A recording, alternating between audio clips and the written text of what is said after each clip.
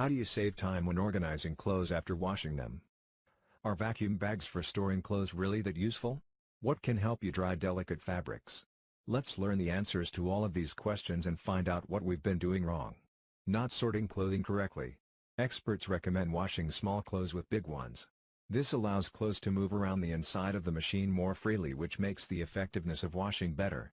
Not adjusting the water temperature. Detergents are most effective in warm and hot water.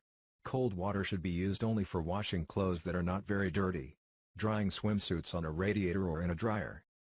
The elasticity of a swimsuit can be damaged by heat. So right after washing it, just place somewhere it can dry without any heat. Not using a coat hanger to dry shirts and other clothes. In this case, you should choose wooden hangers. The clothes won't lose their shape. They won't stretch, and there won't be any wrinkles.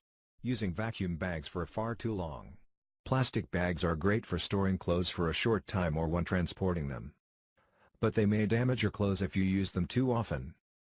Clothes need a natural temperature and enough ventilation in order to help the fabric keep its qualities and appearance. In hot weather, there is a chance that sweat stains will appear under our armpits. They make us feel really uncomfortable. But there are very simple ways to avoid them. Buy dress shields. They are pads that absorb moisture from under your arms.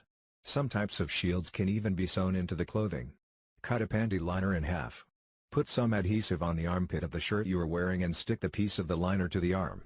Repeat this with the other side and you are safe for the whole day.